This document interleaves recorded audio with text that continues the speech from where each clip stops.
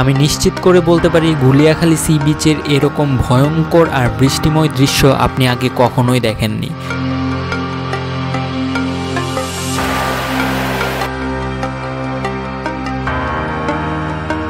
তাছাড়া গুলিয়াখালী যাবার রাস্তা যে কতটা ভয়ঙ্কর হতে পারে সে ব্যাপারেও আপনাকে কেউ আগে সচেতন করেনি।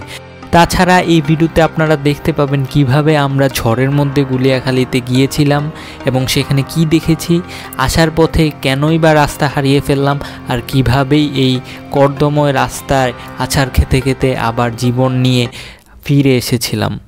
তাছাড়া সেখানকার সিন্ডিকেটের কথা তো নাই বলি, সকল কিছুর বিস্তারিত আজ আমি আপনাদের বলবো। তাছাড়াও এই ভিডিওতে জানাবো সেখানে আপনারা যাবেন কি যাবেন না, সেখানে যাওয়া কি আপনাদের উচিত হবে কি উচিত হবে না, তাছাড়া অন্য কোনো বিচে আপনারা যেতে পারেন কি না। তাহলে সে পর্যন্ত আমাদের সাথেই থাকুন এবং ভিডিওটি সম্পূর্ণ উপভোগ করতে থাকুন না টেনে।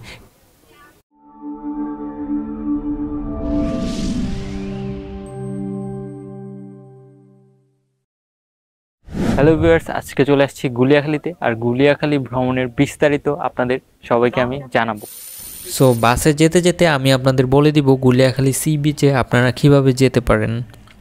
সো আপনারা যদি ঢাকা থেকে আসতে চান তাহলে চট্টগ্রামগামী যে কোনো বাসে করে সীতাকুণ্ড বাজারে নামতে হবে। তো বাজার থেকেই আপনারা চলে যেতে পারেন সীতাকুণ্ড গুলিয়াখালী সি বিচে। তো ঢাকা থেকে চট্টগ্রাম আসার জন্য 400 থেকে 1200 টাকার মধ্যে আপনি বাস পেয়ে যাবেন। তাছাড়া চট্টগ্রাম থেকে যদি সীতাকুণ্ড যেতে চান তাহলে অলঙ্কার মোড় রেখে খান কদমতলী থেকে আপনারা সীতাকুণ্ডের বাসে উঠে সীতাকুণ্ড বাজারে নেমে যাবেন। তারপর সীতাকুণ্ড থেকে গুলিয়াখালী যাওয়ার জন্য সীতাকুণ্ড বাস স্ট্যান্ড ব্রিজের নিচ থেকে সিএনজি নিয়ে সোজা চলে যাবেন সীতাকুণ্ড গুলিয়াখালী সি বিচ। তবে সিএনজিতে ওঠার আগে অবশ্যই দরদাম করে নেবেন। আপনি লোকালেও যেতে পারেন, রিজার্ভেও যেতে পারেন, এবং রিজার্ভে গেলে গাড়ি চালকের নাম্বার সব সময় আপনার সাথে রাখবেন। আমরা এই বৃষ্টির ওয়েদারে গুলিয়াখালীতে চলে আসলাম। আমি যদি আপনাদের দেখাই, তো আমার ব্যাকে দেখতে পাচ্ছেন অনেকগুলা পাখি উঠতেছে, আর বৃষ্টির যে ওইদিকে যে বৃষ্টি হচ্ছে ওটার একটা প্রুফ হচ্ছে আমার ব্যাকগ্রাউন্ড, কারণ আকাশ প্রচুর মেঘলা আর এখন সানলাইটও নাই, তো অন্ধকার হয়ে গেছে সব কিছু। এই ওয়েদারে আমরা আসছি। আনফর্চুনেটলি সমুদ্রে ঝড় আসার সম্ভাবনা আছে। সো দেখি সামনে গিয়ে যে এই বৃষ্টির ওয়েদারে গুলিয়াখালী দেখতে অ্যাকচুয়ালি কেমন। নামলাম এই রাস্তা ধরে, আর দূরে মেঘ দেখা যাচ্ছে, আর এদিক দিয়ে হচ্ছে গুলিয়াখালী।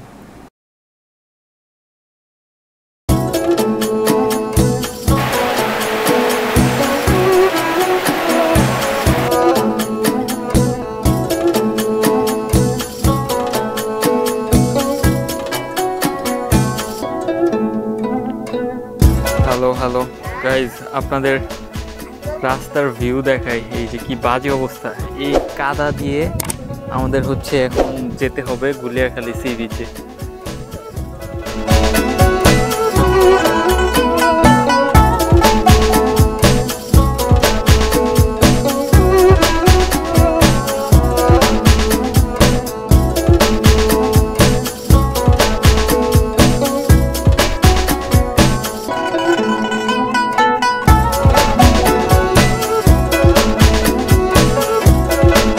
এই হচ্ছে গুলিয়াখালীর অবস্থা। আমরা ওইদিকে অনেক স্ট্রাগল করে তারপর গুলিয়াখালীতে আসছি। গুলিয়াখালীতে আসার পর দেখলাম মানে ঝড়, লিটারেলি আমরা একটা জায়গায় আটকা পড়ছিলাম। ওই জায়গার থেকে আমরা দেখতে পাচ্ছিলাম যে আশেপাশে ঝড়ের কি ভয়ানক অবস্থা, এত জোরে বৃষ্টি পড়তেছিল।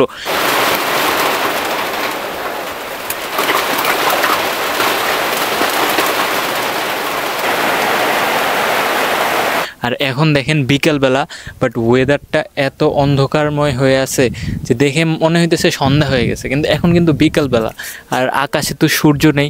সো আমাদের আসলে ব্যাড লাক যে এখানে আসার পর আমরা হচ্ছে আপনাদের সানসেটটা দেখাতে পারি নাই। এখানে আরেকটা জিনিস আমি আপনাদের দেখাই, যে আমার ব্যাকগ্রাউন্ডে আপনারা দেখবেন অনেকগুলা দোকানপাট আছে। তো এখানে এসে আপনারা হচ্ছে চা, কফি বা যে কোনো ধরনের হালকা স্ন্যাক্স আপনারা খেতে পারবেন। সো এটা কোনো প্যারাই হবে না আপনাদের জন্য। আশেপাশের ভিউটাও এখানে বেঞ্চে বসে এনজয় করতে পারবেন, যেহেতু এখানে বেঞ্চ দেয়া আছে। সো আশেপাশে আর কি আছে সেটা আপনাদের আমি ঘুরিয়ে দেখাবো, আর এই গুলিয়াখালী সম্পর্কে বিভিন্ন ইনফরমেশন আমি আপনাদের দেওয়ার চেষ্টা করব। গুলিয়াখালী সমুদ্র সৈকত সম্পর্কে কিছু তথ্য জেনে নেওয়া যাক। এটি চট্টগ্রাম জেলার সীতাকুণ্ড উপজেলায় অবস্থিত। তবে স্থানীয় মানুষদের কাছে এই সমুদ্র সৈকত মুরাদপুর বিচ নামেও পরিচিত। সীতাকুণ্ড বাজার থেকে মাত্র 5 কিলোমিটার, খুব অল্প দূরত্বে হয়, খুব সহজেই এখানে পর্যটকরা বেড়াতে যেতে পারে। গুলিয়াখালী সি বিচের একদিকে যেমন দিগন্তজোড়া সাগর রয়েছে, অন্যদিকে রয়েছে কেওড়া বন। খালের চারদিকে গাছের শ্বাসমূল লক্ষ্য করা যায়। সমুদ্রের পানি জোয়ারের সময় যখন কেওড়া বনের ভেতরে আসে তখন খুবই সুন্দর একটা দৃশ্য দেখা যায়। এখানে মূলত সোয়াম্প ফরেস্ট ও ম্যানগ্রোভ বনের মতো পরিবেশ পাওয়া যাবে। গুলিয়াখালী সমুদ্র সৈকতকে ভিন্নতা দিয়েছে সবুজ গালিচার মতো বিস্তৃত ঘাস। সাগরের পাশে ঘাসের উন্মুক্ত প্রান্তর নিশ্চিতভাবে আপনার মনকে ভালো করে দেবে। বিচের পাশে সবুজ ঘাসের মাঠে প্রাকৃতিকভাবে জেগে উঠেছে আঁকাবাঁকা নালা। এসব নালা মূলত জোয়ারের পানির সময় ভরে ওঠে। চারপাশে সবুজ ঘাস আর তার মধ্যে ছোট ছোট নালার পানি। তাছাড়া এখানে নিরিবিলি পরিবেশ পাবেন। সাগরের ঢেউ বা গর্জন না থাকলেও এই নিরিবিলি পরিবেশ গুলিয়াখালী সমুদ্র সৈকতকে একটি অন্যরকম ভাইব দিয়েছে। চাইলে জেলেদের ভোটে সমুদ্রে ঘুরে আসতে পারেন। এখানে আসার পর একটু এই তো কাদাটা পার হওয়ার পরেই দেখি এখানে অনেকগুলা মাছের জাল ছিটায় রাখছে। জেলেরা মূলত এইসব মাছের জাল নিয়ে সমুদ্রে যায়, তারপর মাছ ধরে, আবার জোয়ারের সময় চলে আসে, ভাটার সময় আবার জালগুলো এইভাবে সাজায় রাখে শুকানোর জন্য। জোয়ারের সময় ওই দিক থেকে এই এতটুকু পর্যন্ত পানি আসে, বাট এখন যেহেতু ভাটা, সো এখন পানি নাই। সো আশেপাশে তো অনেক কিছুই দেখলেন আপনারা। এখন আমি আপনাদের একটা জিনিস দেখাই। সো এই যে ডিবির মতো অংশটা দেখতে পাচ্ছেন, এটা কিন্তু পুরাটা একটা না, এখানে অনেক ভাঙা আছে, গাছ আছে।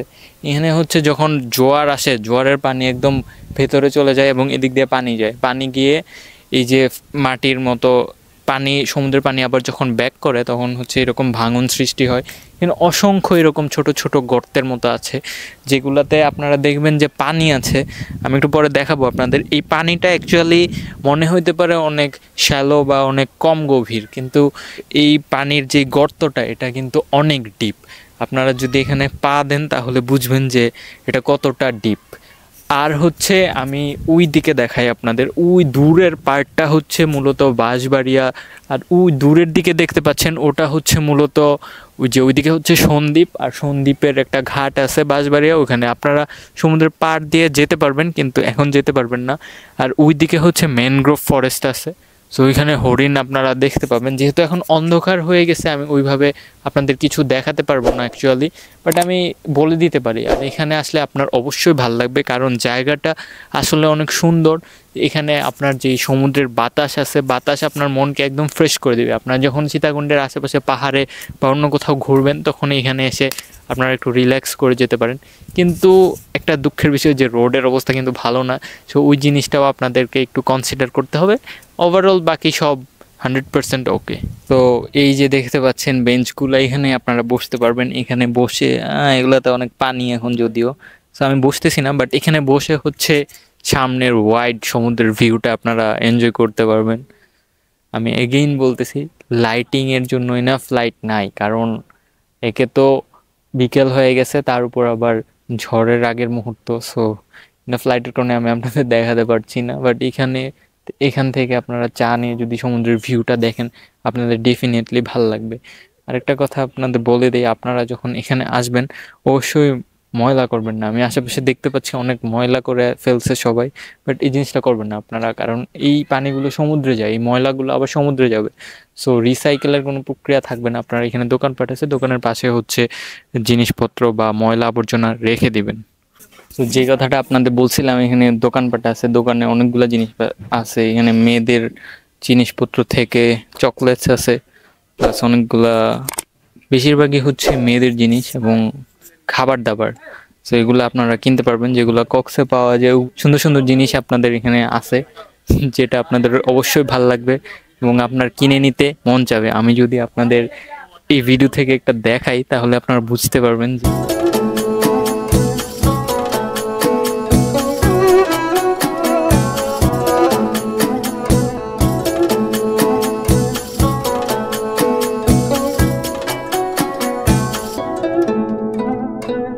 এখন চলেন আপনাদের শোনাই আমাদের ব্যাক করার ভয়ঙ্কর একটি গল্প। আমরা যখন ব্যাক করছিলাম তখন অলমোস্ট সন্ধ্যা 7টা বেজে গিয়েছিল, আর আশেপাশে তেমন কোনো মানুষও ছিল না, আর ঘুটঘুটে অন্ধকার ঝড়ের মধ্যে আমরা পড়েছিলাম। আসার সময় দেখি আমরা রাস্তা চিনতে পারছিলাম না।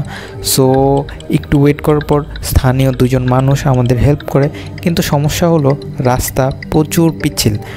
আমরা সেই পিচ্ছিল রাস্তা ধরে ধরে আস্তে আস্তে কোনো রকমে হাঁটতে হাঁটতে জীবন নিয়ে ফিরেছি। কয়েকবার পড়তে গিয়েও পড়ি নাই আল্লাহর রহমতে। তাছাড়া ওইখানে আপনারা যারা যাবেন সবাই চেষ্টা করবেন যেন গ্রিপওয়ালা জুতা এবং একটি বাঁশ আপনারা সাথে নিয়ে যেতে পারেন, কারণ রাস্তাটা খুবই ভয়ঙ্কর। আপনি যদি একবার পড়েন অবশ্যই আপনার কোমর ভেঙে যেতে পারে। সো এই ব্যাপারে অবশ্যই আপনারা সাবধান থাকবেন। তবে একটি ব্যাপার হচ্ছে, এই জিনিসটা শুধুমাত্র বৃষ্টি হলেই হয়, বৃষ্টি ছাড়া এই ঝামেলার মধ্যে আপনি পড়বেন না। তো বৃষ্টিতে গেলে আপনাদের জন্য একটা টিপস থাকবে, আপনি লাঠি এবং গ্রিপওয়ালা জুতা নিয়ে যাবেন এবং অবশ্যই সন্ধ্যার আগে ওখান থেকে ব্যাক করবেন। এখন চলুন বলা যাক আপনি কোথায় থাকবেন। আপনি চাইলে সীতাকুণ্ড বাজারে থাকতে পারেন। সীতাকুণ্ড বাজারে অনেকগুলো হোটেল রয়েছে আবাসিক, যেগুলোতে আপনারা খুব আরামসে থাকতে পারবেন। যদি এই যাত্রা আপনাদের হৃদয় ছুঁয়ে যায় তাহলে লাইক, কমেন্ট এবং সাবস্ক্রাইব করতে ভুলবেন না লেটস টাচ দ্য ওয়ার্ল্ড চ্যানেলে। আসুন আমরা 10,000 সাবস্ক্রাইবারের পরিবার পূরণ করি এবং নতুন কিছু আপনাদের উপহার যেন দিতে পারি। আজ আমরা চলে যাচ্ছি, দেখা হচ্ছে নতুন কোনো এপিসোডে। সে পর্যন্ত লেটস টাচ দ্য ওয়ার্ল্ড চ্যানেলের সাথেই থাকুন।